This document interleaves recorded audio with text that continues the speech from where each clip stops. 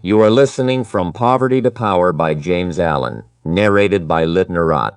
Welcome to Litnarrate! Sit back and enjoy classic literature brought to life through narration.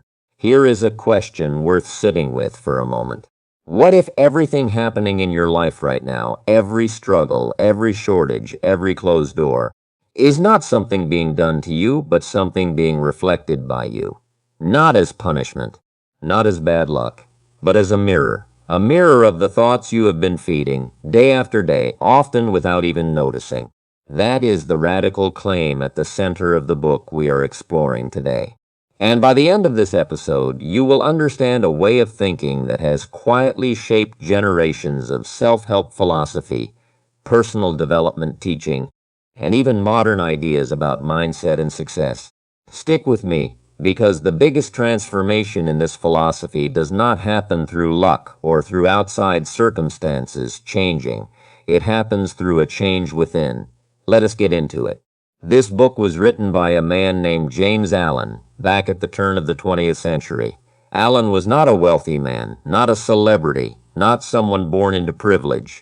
He worked ordinary jobs for years before eventually stepping away from conventional employment to write and reflect on the nature of the human mind. What he produced became one of the quiet cornerstones of what we now call the personal development movement. If you have ever read a modern book about mindset, about manifestation, about the connection between thought and reality, you are standing on ground that thinkers like Allen helped till over a century ago. So let us unpack the core ideas, translate them into modern language, and figure out what is actually useful here, because there is a lot of wisdom buried in this old-fashioned prose once you strip away the antique phrasing. The first big idea in this philosophy is what we might call the lesson hidden inside difficulty. Allen begins by acknowledging something we all already know deep down. Life involves pain. Nobody gets through this existence without loss, without disappointment, without some version of suffering. That is not controversial. What is controversial, or at least thought-provoking, is his next claim. He suggests that hardship is not random. It is not a cosmic accident raining down on innocent people for no reason. Instead, he frames every difficult circumstance as a kind of teacher, showing up specifically because there is a lesson that has not yet been learned. Now, before you roll your eyes at that, because I know some of you are thinking, so my job loss was somehow a personal lesson plan designed just for me. Let us translate this into something more grounded. Think about a child who touches a hot stove. That pain is not cruelty. It is information. It teaches the child, instantly and unforgettably, something true about the world. Allen is essentially saying that the painful experiences in adult life work the same way, just on a slower, more complicated timeline. The person who keeps attracting toxic relationships might be getting repeated lessons about boundaries. The person who keeps losing jobs due to conflict with authority might be getting repeated lessons about ego and communication. The pain is not there because the universe hates you. The pain is there because something has not been integrated yet. Here is a modern way to think about this. Psychologists today talk about behavior patterns, unconscious triggers, and repeated life cycles that people find themselves stuck in until they finally do the inner work to break them. Someone might date the same type of unavailable partner 3, 4, 5 times, wondering why relationships keep failing the same way. A therapist might say the person has not yet processed an underlying wound, so they keep recreating the same dynamic until the lesson is learned and the cycle breaks. That is remarkably close to what Allen was describing over 100 years ago, just wrapped in different language. He would call it ignorance being corrected by natural law. A modern therapist might call it an unresolved pattern, different words, similar mechanism. The practical takeaway here is this. Instead of asking, why is this happening to me, which tends to trap us in a victim mindset, try asking, what is this teaching me?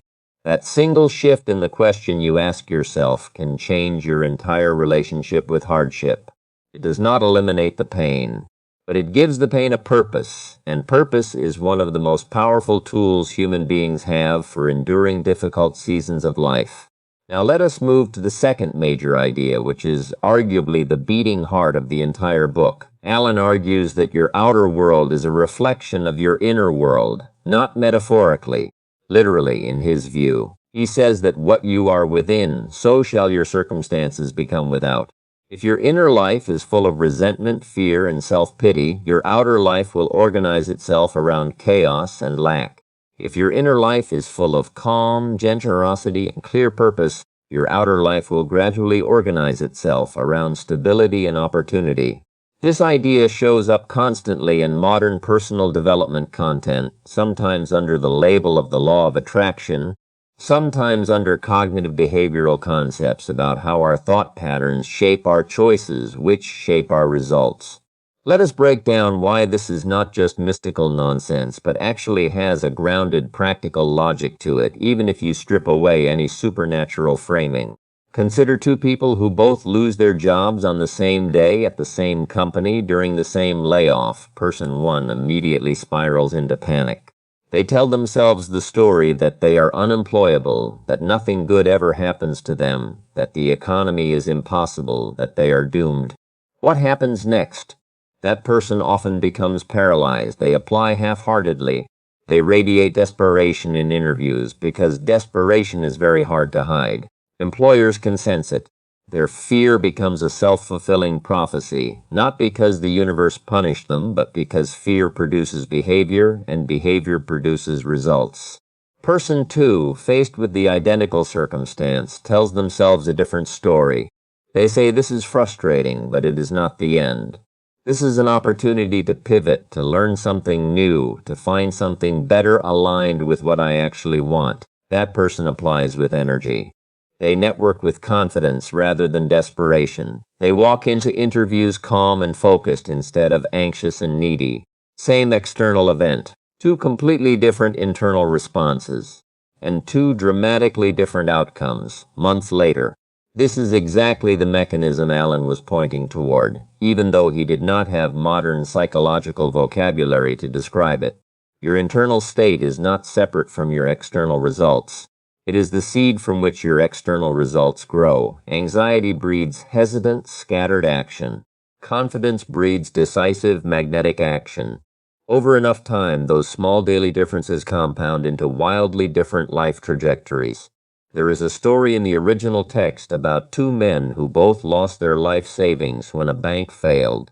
One man collapsed into despair, blamed his misfortune, and stayed bitter for years, never rebuilding what he lost. The other man simply said, "Well, it is gone. Complaining will not bring it back, but hard work will." And he went back to work with renewed determination and rebuilt his fortune. The event was identical for both men. The internal response determined the entire trajectory of what came next. Let us bring this into an even more modern, relatable example. Think about two content creators who both post a video that flops, getting almost no views. Creator one internalizes it as proof they are untalented, that nobody wants to hear from them, that the algorithm hates them, and quits within a month. Creator two treats the flop as data. They ask what worked, what did not, how can I adjust the hook, the thumbnail, the pacing. They keep posting. 6 months later, Creator 2 has a channel with momentum, and Creator 1 has nothing, because they quit before momentum could ever build. The circumstance was the same. The internal interpretation of the circumstance determined everything that followed. This leads us into the third core concept, which is the idea of thought as an active force rather than a passive commentary track running in the background of your life. Allen describes thoughts almost like physical forces, similar to electricity or steam, capable of being either constructive or destructive depending on how they are directed. This might sound exaggerated at first, but consider how much modern neuroscience actually supports a softer version of this claim. Repeated thought patterns physically reshape neural pathways in the brain. This is called neuroplasticity. The more you rehearse a thought, whether it is self-doubt or self-confidence, whether it is scarcity or abundance, the stronger and more automatic that neural pathway becomes. Eventually, that repeated thought is not something you have to consciously choose anymore. It becomes your default operating system, running quietly in the background, shaping your perceptions, your decisions, and your reactions before you even realize it is happening. This is why Allen places such heavy emphasis on controlling and directing your thought forces deliberately, rather than passively letting whatever thoughts arise take control of you. In modern terms, we might call this developing self-awareness, or practicing mindfulness, or doing the inner work. But the underlying principle is identical across all these frameworks. Left unmanaged, your mind will default toward whatever patterns have been reinforced the most, which for many people unfortunately means fear, comparison, and self-criticism, simply because those patterns get reinforced constantly by modern life, algorithms, and social pressure. Managing your mind deliberately is, according to this philosophy, the single most powerful skill a person can develop. Practically speaking, how do you actually do this? Allen suggests a method that lines up remarkably well with modern meditation and cognitive reframing practices. He recommends setting aside quiet time, ideally in the early morning before the noise of the day begins, to deliberately calm the mind and redirect it away from anxiety and towards strength, clarity, and purpose. He describes catching your mind the instant it wanders back into worry and gently, persistently pulling it back toward calm. This is essentially an early description of what we now call mindfulness meditation, decades before the term became mainstream in the West. The technique is simple, even if the discipline required to practice it consistently is not. Notice the anxious thought. Do not fight it violently. Simply redirect your attention again and again toward calm and clarity. Over time, this rewires your automatic response to stress. Now let us talk about something Allen spends a significant portion of the book on, which is his perspective on poverty and how to work with difficult external circumstances rather than being crushed by them. This part of the philosophy is honestly some of the most practically useful material in the entire work, once you translate it out of its old-fashioned framing. Allen argues that if you are currently in a difficult financial or material situation, the answer is not to sit around wishing for a bigger house, a better job, or more money, while neglecting what you already have. Instead, he says, master what is currently in front of you first. If you live in a small, humble space, make it as clean, as orderly, and as pleasant as you possibly can with the resources available to you. If you have limited free time, use what little time you do have with intention and focus, rather than wasting it in distraction and complaint. His argument is that discipline and excellence at a small scale is the training ground for discipline and excellence at a larger scale. If you cannot manage what little you currently have well, gaining more will not fix that underlying pattern. It will simply amplify the same dysfunction into a bigger arena. This maps directly onto modern advice about building wealth and success. Financial experts constantly point out that people who cannot manage a small income responsibly typically do not suddenly become responsible the moment they get a bigger income. The habits scale up, for better or worse. Someone who complains about their current low-paying job instead of doing excellent work in it is very unlikely to suddenly become an excellent, motivated employee the moment they land a higher-paying position. The internal habit of excellence, or the internal habit of resentment, comes along for the ride, regardless of the external upgrade. There is also a psychological layer here that is worth pulling out separately, and that is Allen's warning against what he calls the poison of self-pity and constant complaint. He is remarkably blunt about this. He says there is no room for a chronic complainer in a universe governed by cause and effect, because the very act of constant complaining reinforces a mindset of powerlessness, which then produces powerless behavior, which then produces more of the very circumstances being complained about. This creates a vicious cycle. Complain, feel worse, act from a place of feeling worse, get worse results, complain more. Modern psychology backs this up almost perfectly through research on what is often called learned helplessness, and also through research on rumination, the habit of endlessly replaying negative thoughts. Chronic complaining, whether spoken aloud or simply ruminated on internally, has been shown to reinforce negative neural pathways, increase stress hormones, and reduce a person's actual problem-solving capacity in the moment. In other words, complaining does not just feel unpleasant, it measurably reduces your ability to think clearly and take effective action. Allen was essentially describing this dynamic long before the science existed to formally document it. None of this means suppressing genuine emotion or pretending everything is fine when it is not. That would be a misreading of the philosophy. The point is not to deny reality or to bottle up legitimate grief and frustration. The point is to avoid getting stuck in an endless loop of complaint that produces no forward motion. There is a difference between acknowledging a hard situation honestly, feeling what needs to be felt, and then choosing your next thought and action deliberately, versus marinating indefinitely in blame and self-pity as a permanent identity. Let us shift now into the second half of the book's philosophy, which moves from practical life advice into something more contemplative, more spiritual in nature. Allen spends considerable time discussing what he calls the conflict between self and truth, or in more modern language, the conflict between the ego and a deeper, more authentic version of who you actually are.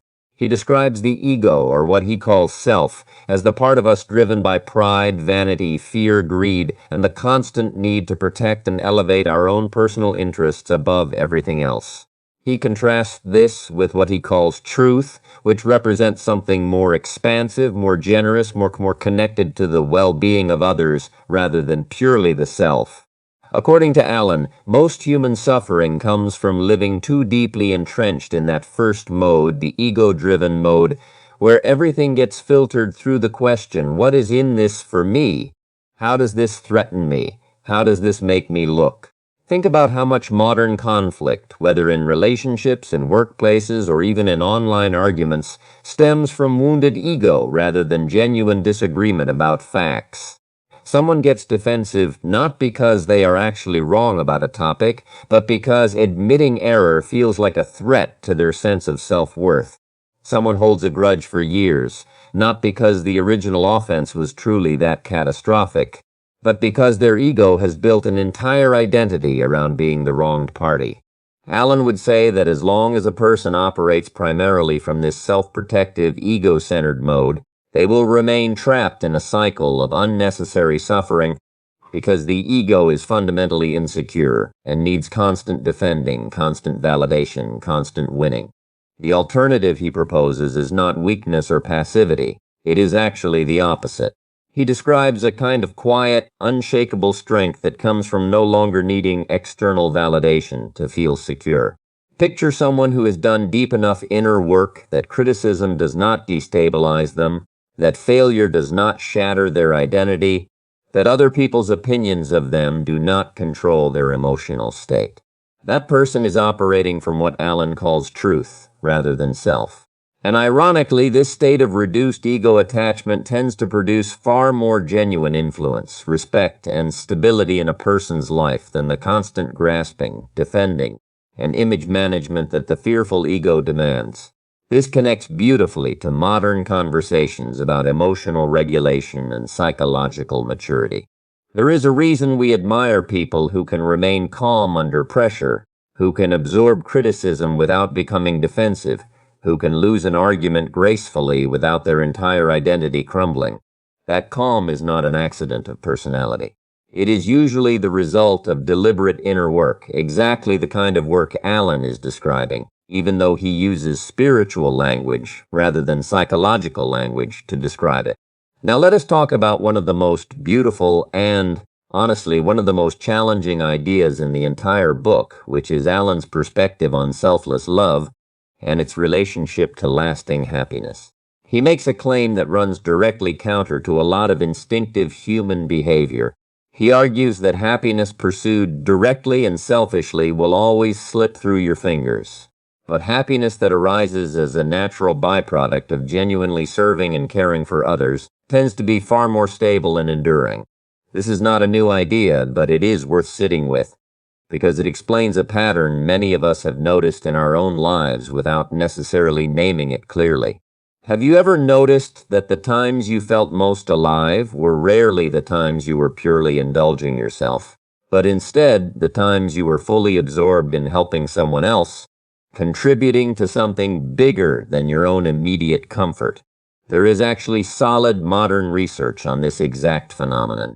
Studies on generosity and well-being consistently show that spending resources, whether time, money, or effort, on other people produces a more durable increase in happiness than spending those same resources purely on oneself.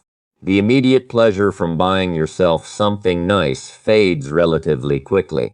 The satisfaction from meaningfully helping someone else tends to linger much longer in memory and in overall life satisfaction. Allen frames this almost as a paradox baked into the structure of reality itself. The more tightly you grip happiness for yourself alone, the more it seems to slip away. The more you release that tight grip and orient yourself toward contribution, the more happiness seems to arrive as a natural side effect, almost uninvited. This does not mean martyrdom, and it does not mean neglecting your own needs entirely in service of others, which can create its own set of problems, including burnout and resentment.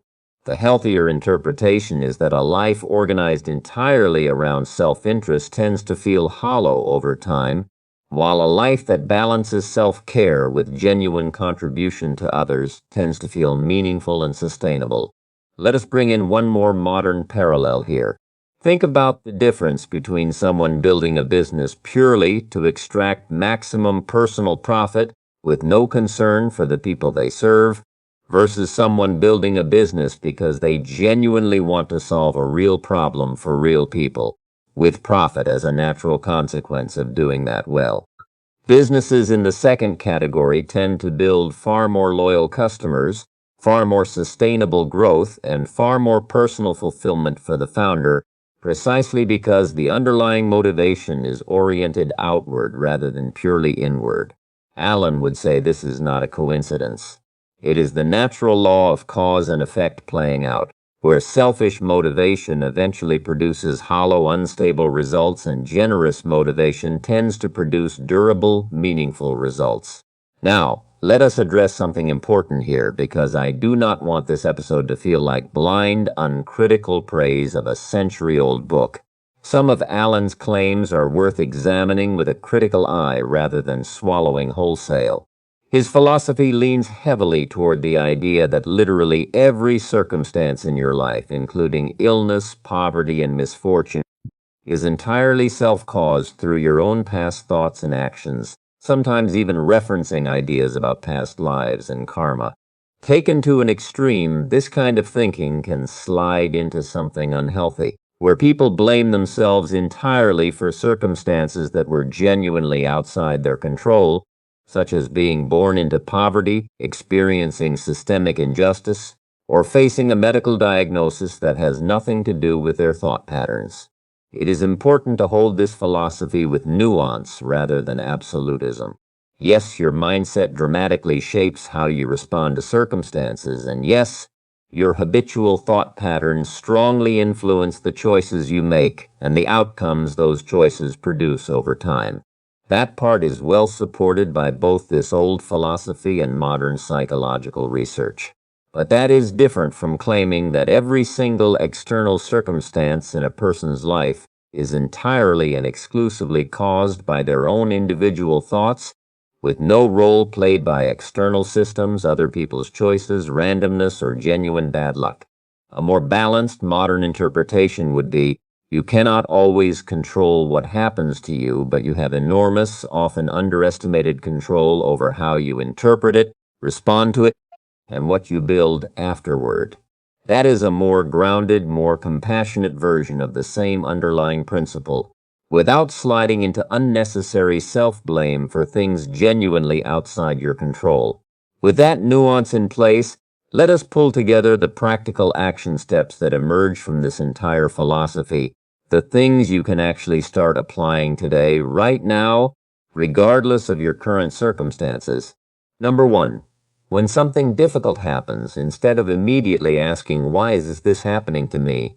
Try asking, what might this be teaching me? This single reframe shifts you from a passive victim posture into an active learning posture, which tends to produce far more useful emotional and practical outcomes. Number 2, pay close attention to your habitual, repeated thoughts, especially the ones that run on autopilot when you are stressed, tired, or triggered. Those default thoughts are quietly shaping your neural pathways and your automatic behavior. If you keep noticing the same negative thought pattern showing up again and again, that is valuable information about where your inner work needs to focus. Number 3, master what is currently in front of you before assuming a bigger opportunity will magically fix everything. If you want a better job, become excellent at your current one first. If you want more money, manage what you currently have with discipline and care first. The habits you build at a small scale are the habits that will scale up with you. Number 4, notice the difference between processing genuine emotion, which is healthy and necessary, versus getting stuck in an endless loop of complaint and self-pity, which tends to reinforce powerlessness rather than resolve anything. Feel what needs to be felt, and then deliberately choose your next thought and your next action. Number 5, practice some form of quiet, deliberate mental redirection, whether you call it meditation, mindfulness, or simply quiet reflection time. Even a few minutes a day of catching anxious thoughts and gently redirecting them toward calm and clarity can compound into significant change over weeks and months. Number 6, orient at least part of your daily energy toward genuinely helping or contributing to someone else, not as a strategic move to feel better, but as an authentic practice. The research and the philosophy agree on this point. Contribution tends to produce more durable satisfaction than pure self-focused consumption. Number 7, watch for moments when your ego is driving your reactions, particularly in conflict. Ask yourself honestly, am I defending an important truth right now, or am I simply defending my pride? That single moment of honest self-examination can prevent a huge amount of unnecessary conflict and regret. If you take nothing else away from this episode, take this. The circumstances of your life are real and they matter, and this philosophy is not asking you to pretend otherwise.